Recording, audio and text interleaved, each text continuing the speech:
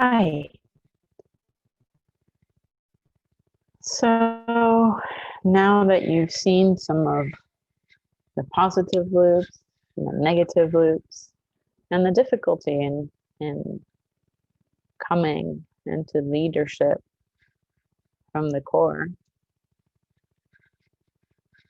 we can go into what it and how to navigate the difficulties.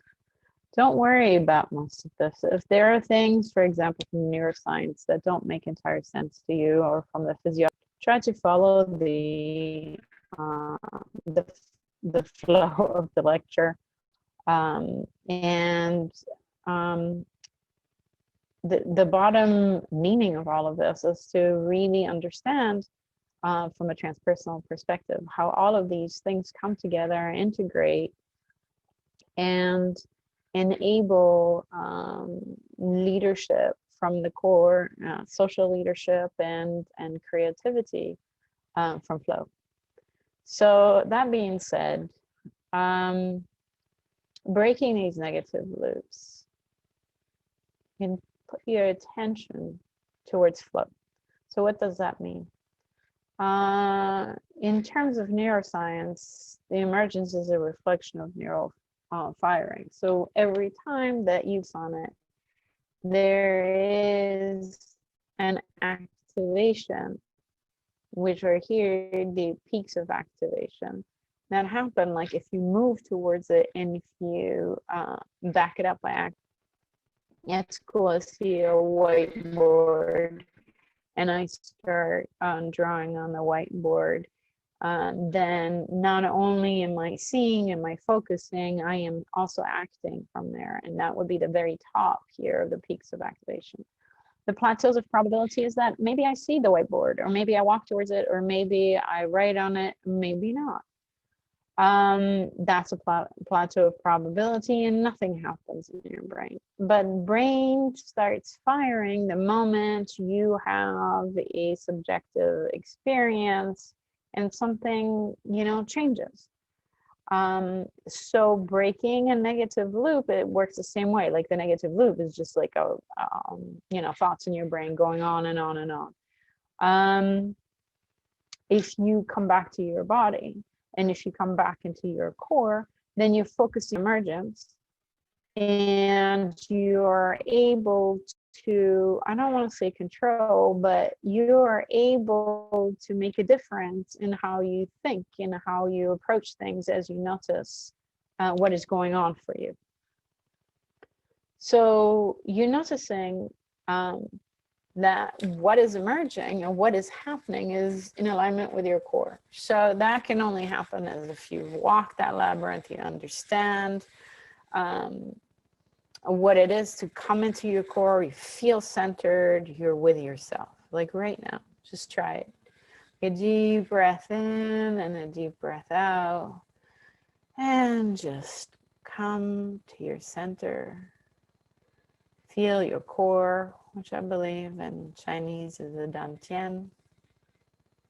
Sense into that area and just relax into it. It's 3 fingers down from your belly button, 3 fingers in.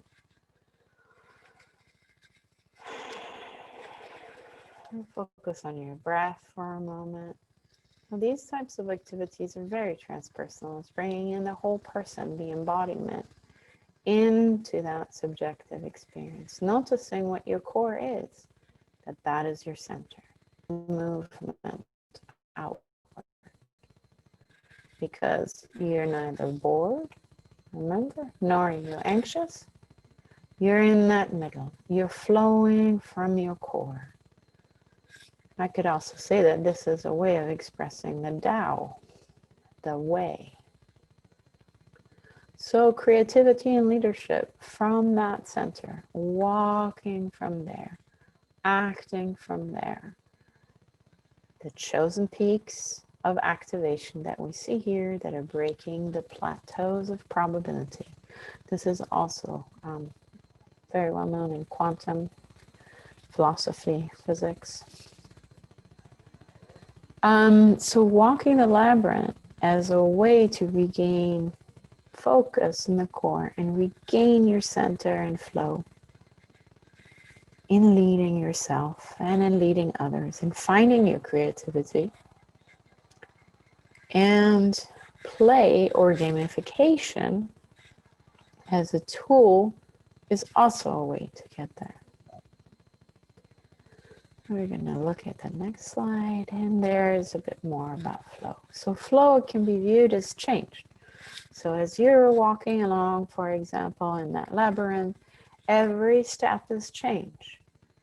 So changes are arising through time and space, or as we saw along the probability distribution curve. So at that moment, when you focus on something, it changes. So at a minimum, energy and information change. They flow within the changes of that probability distribution curve. So again, very simply put, focus on something. That's where your awareness goes. Time and space collapse there. You make a movement, you act on it, like writing on the whiteboard. This becomes a reality. Same thing as if you're sitting in a classroom and you're listening to a lecture. When the professor goes up to the whiteboard and writes and you're paying attention to that, that's where you learn something. If you are looking outside and you're thinking that the sun is really beautiful and there's something else going on, well, then that's not where your focus is, and therefore your flow is going to be somewhere entirely different. So you're leading yourself in a different direction also. Okay, so play.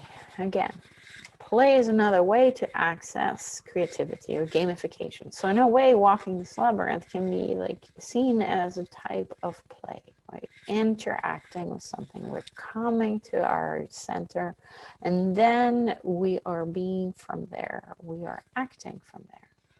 So in play, in this ease and openness, we're open to the experience of emotions that arise in the present moment, and we trust what it goes on for us.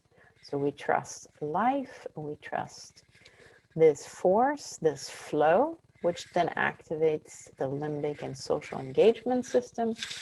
And then that allows us to be here rather than plan ahead of time. Like, this is what I'm going to be doing. That's what I'm going to be doing. So all your mind is either living in the future or it's living in the past. And then you toggle between the two. No, the focus is in the present.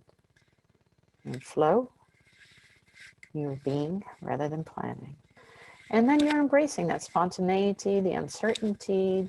This is through play, creating, it's a yes and experience rather than no way. Same thing when we're going to have a dialogue later, which I'm really looking forward to. It's going to be a yes and experience. You know, you have ideas and yes and. So what else can we learn from each other? And so this is also improvisation. Or, like I mentioned, gamification relies on the same principles. It creates flow. So just quickly, why we brought in the body and why that is so important. There's two systems. Just the brain, like we look at it very often in cognitive sciences, is just the brain. Versus bodily experience. There is an integration point that happens in parietal cortex with everything, all the motor circuits coming up from the body, and that also inform the brain. So the brain is not just sitting on top here at the control station and making you do everything. No, there's a two-way system from the brain down, from the body up. And so movement and walking, as we saw, it activates the whole entire nervous system, but at the same time, it calms it down and puts you into the state of flow. So that is this side. So we have bottom-up stimulus with strength, and sometimes these things are pre-conscious, so we're not conscious that they're happening. And we have top-down. And then here there is, on the bottom right, there is the flow of the conscious. So in other words, everything is connected together. We know what's going on. These are the things we're conscious of. But sometimes there's subliminal stuff that's also like floating there that we may not be conscious of. And then this is where it is in the system, in the back there. So we also have, this is just to summarize really, as we act more from the core, we perceive things differently. We start learning more and more and more about our different selves. And this is the self-knowing over here. Our perception changes, which then means our expression changes, how we are in the world, how we act, what we do. And that then influences our perception again. All those lenses I talked about, all of our belief systems, our thoughts, all of that can change just through this loop. Of course, like I said, it's way more complicated because of all these potentially difficult and challenging blocks and belief systems. So essentially then this flow increases our serotonin, neurotransmitter in the body, which makes us happy and calms the minds. We then expel damaging toxins, we lower our heart rate and our respiratory rate, we lower our blood pressure, we enhance our mood. So flow is, again, really important. Flow from the core, most important. So here, to summarize, we have the awareness and the core. Who you are authentically doesn't change. Rather, false selves or shed and buried elements of yourselves are retrieved and integrated. Your expressions of yourself aligns with who you truly are.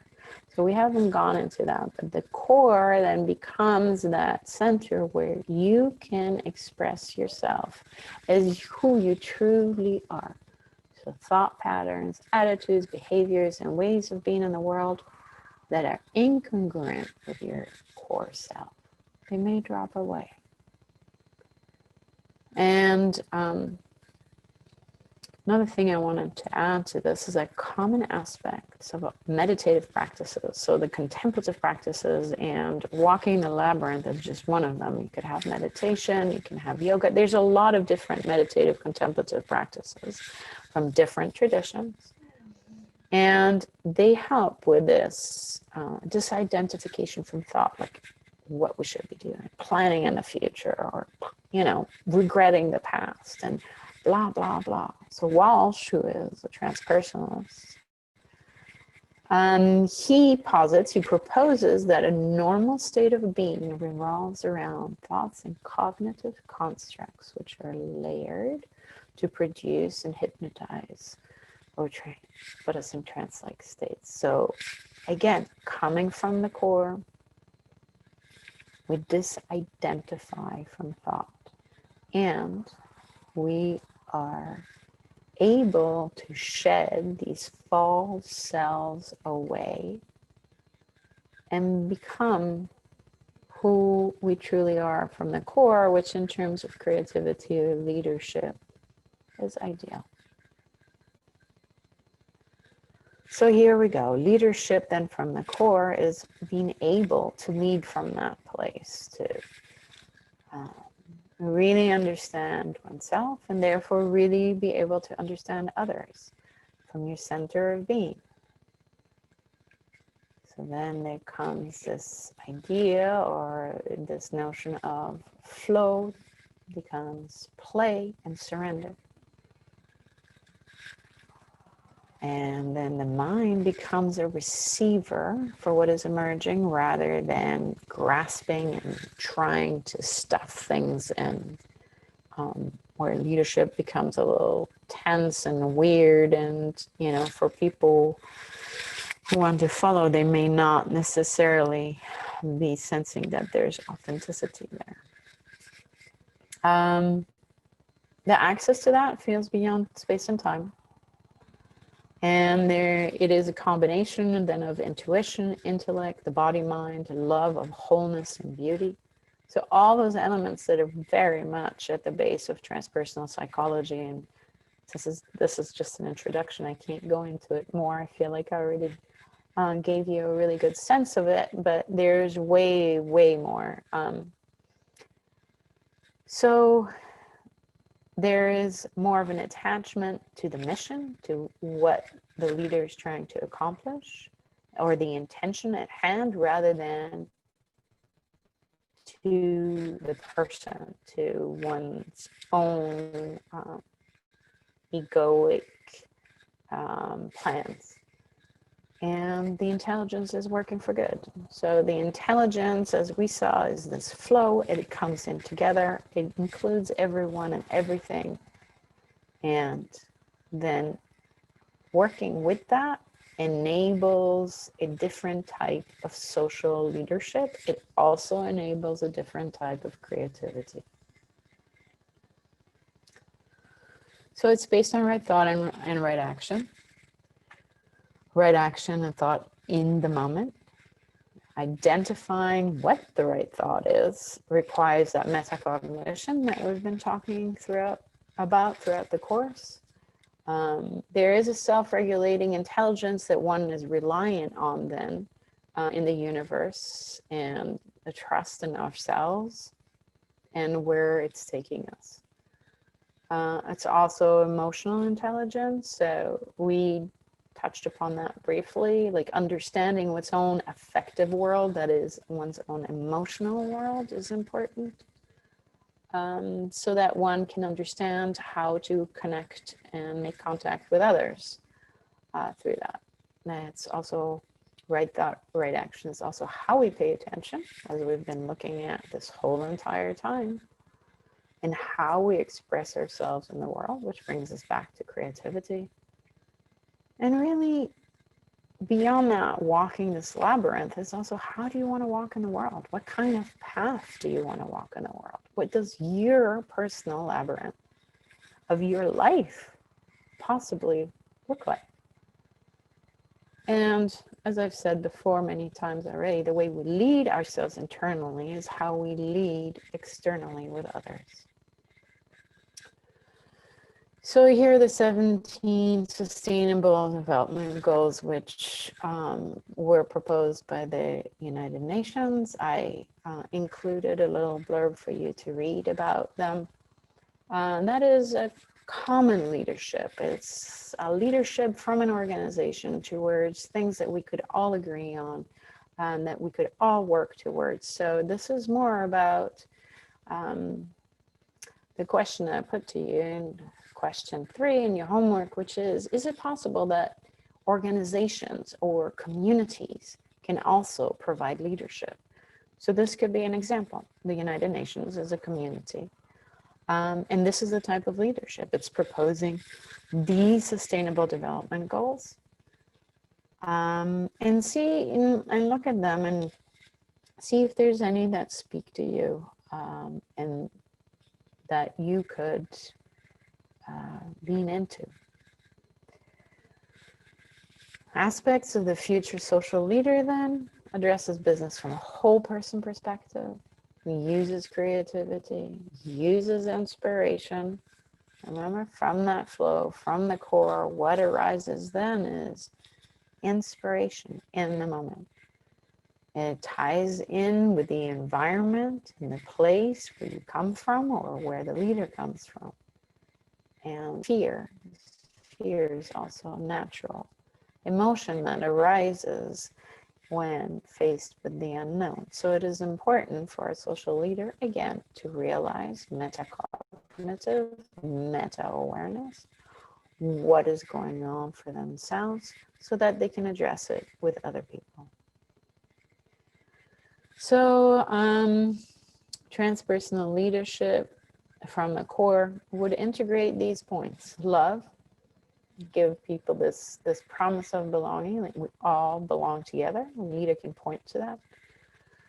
And addressing death, which is, again, these are deeper themes to be explored, but they're all very human. So a leader needs to be able to address this. So it's also the awareness of being. So death in itself gives us the awareness of being right now.